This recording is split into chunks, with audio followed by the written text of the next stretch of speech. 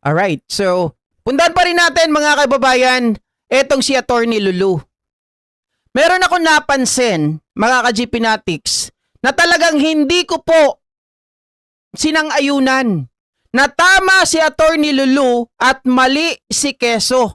May conflict of interest si Attorney Powa, mga kababayan. Kasi narinig ko itong si Senator Judge Rapi Tulfo na may conflict of interest itong si Attorney Michael Powa. Di ba narinig natin, mga kababayan, na naglalabi sila? Na pumunta sila dun sa COA, set a meeting, mga kababayan, tapos hiniling nila na instead of AOM ang ibigay sa kanila, bigyan na lang sila ng audit query. Di ba mga kababayan? Kaya medyo, sabi roon, ay bystander lang naman daw si Attorney Powa.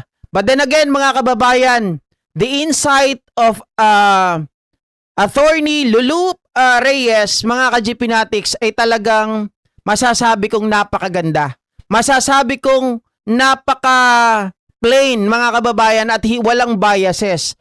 Mali si Chis Escudero dun sa kanyang mga nakita niya kasi parang hindi niya po, mga ka-GPnatic, na naiisip yung buong istorya. Hindi niya po nakikita yung buong picture.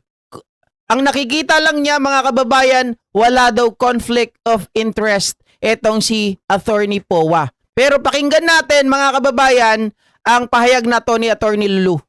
Anyone from the defense speak directly to this supposed conflict of interest? Yes.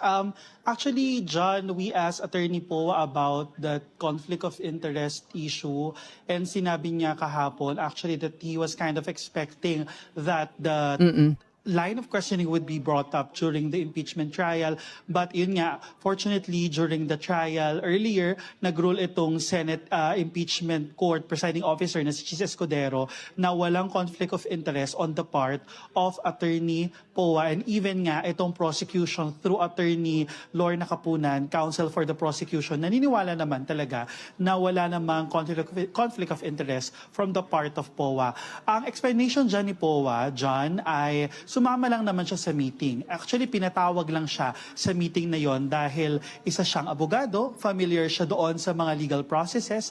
Siya ay Undersecretary for Finance at the time and Acting Chief of Staff. So, in his words, bystander lang naman siya during that meeting. There was nothing irregular at that meeting. He wanted to clarify na they were not asking for exemption. They were not asking for special treatment. They were there to clarify the confidential funds rule of the Commission on Audit sa pag-audit nito, itong mga confidential and intelligence funds. And bukod doon ay sabi nila ay totoo naman, tinanong niya doon kung maaari bang maglabas ng audit query memorandum or ng AQM. Unlike the AOM na may mga demands na o nagre-require na ng comment, itong AQM kasi ay ginagamit lang para may mga question, itong auditor, para maklarify lang yon from the part of the agency. Kaya naman, iyon lang naman yung hiningi nila. At iyon daw kasi yung practice, private practice kung saan nanggaling itong si POA. But they did not intend in any way to highlight or to ask for special treatment with regard dito sa confidential funds liquidation and auditing ng Commission on Audit, John.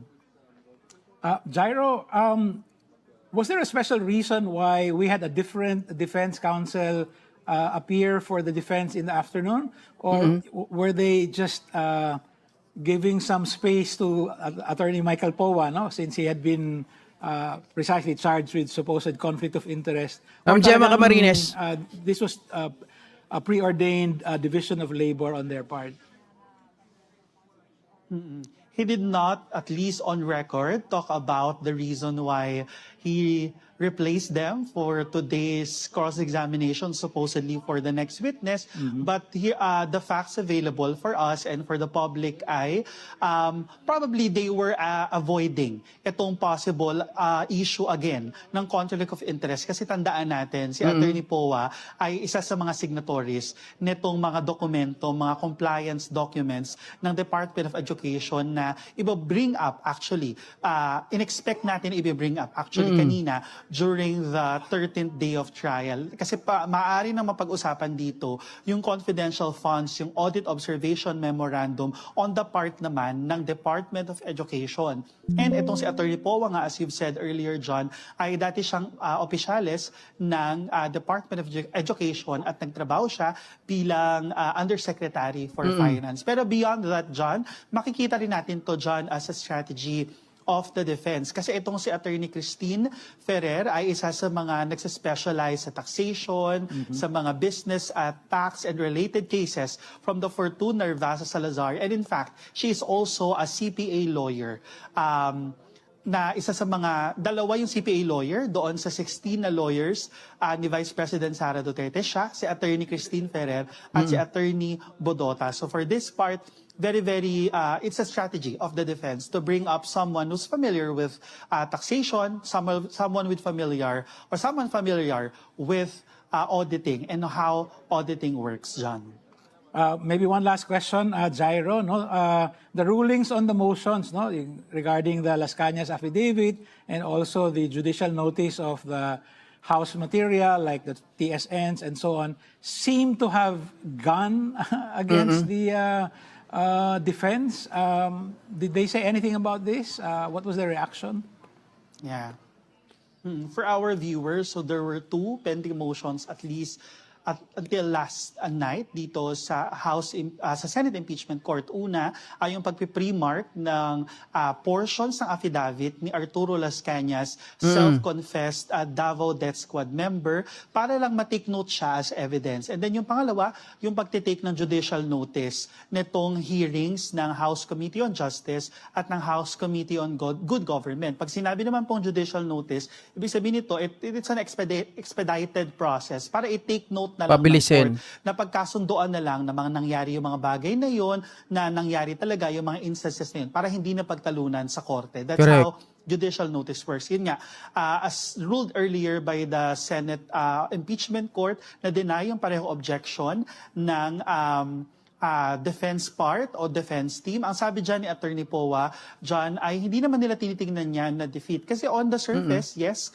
nanalo yung prosecution kasi natalo yung objection ng defense. Pero kung titingnan natin mabuti, how the Senate Impeachment Court ruled, very surface level lang din naman yung kanilang granting ng mga request ng House prosecution. Unang-una doon sa Las Cañas affidavit, yes, pumayag sila na i-mark yun, but that doesn't mean na ina-accept na o ina-admit na yung factuality o yung truthfulness ng mga content na sinasabi doon ni Las Cañas. So in that way, sabi ni Powa, ay it's somewhat, work also in their favor and it's not yet done for their part. And on the judicial notice naman, same pa rin naman. Kasi ang tinake lang naman o ang pinayagan lang naman na i-take as judicial notice ay yung sa fact na nangyari yung mga committee hearings na yon ng Good Government, ng Committee on Justice, at na ginawa ng mga officials ng House committees na yon yung kanilang trabaho, as well as nag-exist yung mga transcript, yung mga video, o yung mga TSN or transcripts na tinatawag. So, as to their factuality, as to their admission, as to their truthfulness, kailangan pang pag-usapan yon in open court. At iyon naman daw yung punto ng defense na gusto lang naman nila, ayaw lang naman nila na tanggapin yon as is. Ang gusto nila ay pagtalunan yon. And they still got what they wanted, John. Thanks very much, Jairo. Thank you for clarifying that as well. No? That was our multimedia reporter, Jairo Boliedo, reporting live from the Senate. Attorney Lulu, it's time to wrap this up, no? Maybe just a couple more questions for you. I noticed that there are 2 threshold questions that are, I think, making the rounds among the senator judges. One has to do with when does a mistake or a failure to liquidate become a criminal act? No? I think that was the point of Senator Alan Peter Cayetano. And then secondly, and this is the point of the presiding officer, Chis Escudero, when does the presumption, the prima facie failure to liquidate being prima facie evidence, presumption of personal use na ginamit ng accountable officer yung pera na hindi na-liquidate, when does that come in? No? Does it come in only when there's an ND or afterwards or before that? Can I have your thoughts on this, please, on these two threshold questions?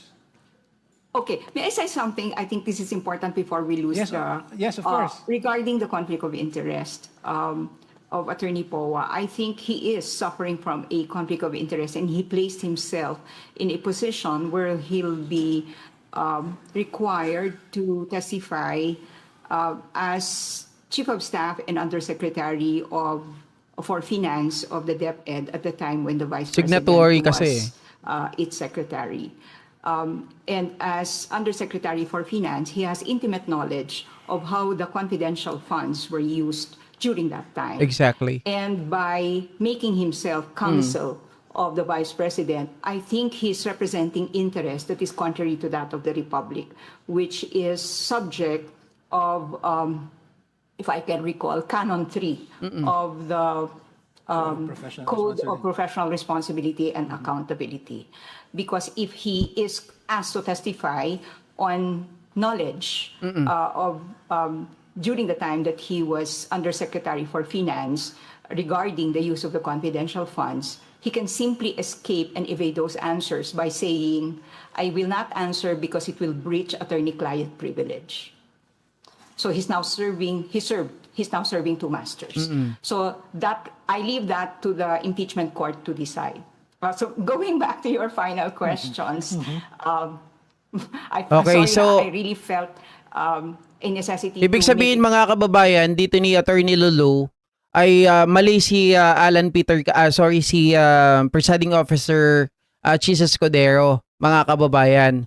No, may conflict of interest dito. So dapat isa lang ang pinagsisilbihan or isa lang ang role dapat ni ni Michael Poa, mga kababayan. Kasi madali siyang ito binanggit ko na to nung nakaraan sa inyo eh. Magkakaroon ng mga kababayan, sinasabi ko dati na kaya nila gusto talaga o kung bakit ginawang legal counsel ni VP Sara Duterte itong si Michael Poa, Michael Poa, dahil nga mga kababayan, kaya nilang mag-escape, kaya nilang makatakbo sa usapin, mga kababayan, sa pamamagitan kapag si Michael Poa ay tinanong. Kasi alam natin na bilang Finance Secretary ng DepEd, itong si Michael Poa, alam niya yung operation na nangyayari, mga kababayan. Kung paano po nagastos itong mga pera na ito na 612.5 million, something like that, mga kababayan. Alam niya kung paano to inilabas, paano to po, mga kababayan, yung chain of custody, kanino napunta, saan nila inilagay, alam lahat ito ni Michael Poa. Ngayon, dahil siya po ay isang abogado, mga kababayan ni VP Sara Duterte, legal counsel, depensa, ang mangyayari diyan pag pinaupo po siya as a witness, sasabihin lang niya na, mga kababayan, hindi ko pwedeng sabihin yan. Hindi ako pwedeng magsalita kasi ito ay mabibreach, mga kababayan, yung canon na attorney's-client relationship. 'Di ba? Di wala na. Hindi na nila mapipiga si Attorney Poa. Mga kababayan, yun ang sinasabi natin na may conflict of interest. So dapat, nung una pa lang, nakikita ni Presiding Officer Chis Escudero yung buong picture. 'Di ba? Hindi po, mga kababayan, ang nakikita niya lang sa larawan ay yung one side lang, yung likod lang.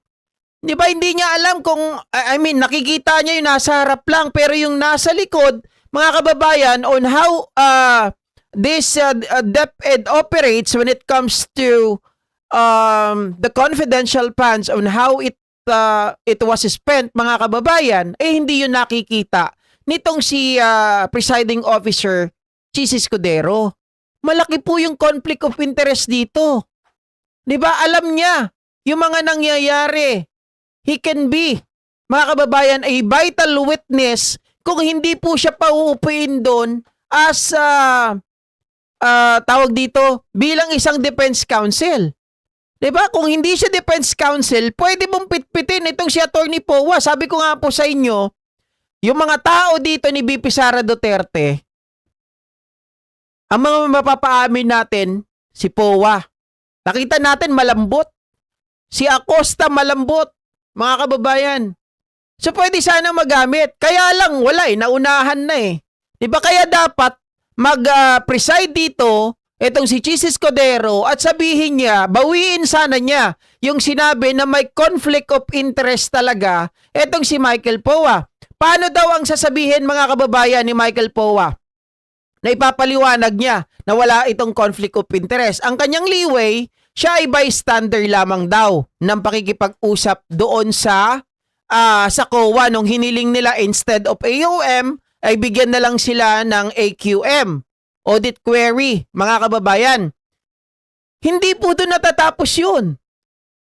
'Di ba? Kasi ang pinag-uusapan dito ay yung buong operation. Kung paano po nagastos yung pera, alam lahat ni Michael Powa. Saan napunta yon? Paano lumabas yon? Signatory rin po siya, mga kababayan, ng mga papeles, ng mga dokumento. Oh, nasaan ang sinasabi nila doon na walang conflict of interest? Maliwanag na may conflict of interest, hindi nakikita ni Chis Escudero yun. Dapat kasi si Powa ang uupo sa hot seat. Pwede nilang paupuin. Kaya lang ang mangyayari dyan, Rani Sierra, kabsat, sasabihin lang ni Powa na, di ba? Sasabihin lang niya, sorry, Your Honor. Di ba? Mabibreach po yung attorney's-client relationship kapag sinabi ko po yung kinalaman o yung nalalaman ko sa operasyon. Ganun lang. Pero kung hindi sana pinayagan na maging defense counsel ito, kasi dalawa yung pinagsisilbahin niya, kumbaga dalawang role, dalawang trabaho, mga kababayan. Yung ano dito ginagawa ni Michael Powa, counsel siya, at the same time, 'di ba? Oh, dapat pwede siya maging witness eh. Kaya lang aalisin mo dapat dito yung pagiging defense counsel niya para wala siyang leeway, para wala siyang maging dahilan na hindi magsalita. Mapipit-pit sana to si Michael Powa, guys. Maling-mali doon si si Chis Escudero na sinabi niya wala daw conflict of interest. Ang nakita lang niya kasi, hindi pa kasi sa bagay, naiintindihan ko dahil ang tanong pa lang ni ang scope pa lang ng tanong ni Rapi Tulfo tungkol pa lang doon sa meeting. Pero hindi niya alam yung trabaho talaga ni Michael Powa na siya po ay undersecretary ng DepEd, signatory din siya ng mga dokumento ng DepEd. 'Di ba? Oh. Talagang hindi mananaig ang kasamaan. Naalimpungatan na yung mga 18 cargadores kasi nakakulong na yung mga boss nilang mga sinungaling. Okay, speaking of sinungaling, mga kababayan, pag-usapan na rin natin si Congressman Leandro Lebiste at ang kanyang nanay na si Senator Loren Legarda. Mga kababayan, marami po ang nakapansin. 3 araw nang nawawala etong si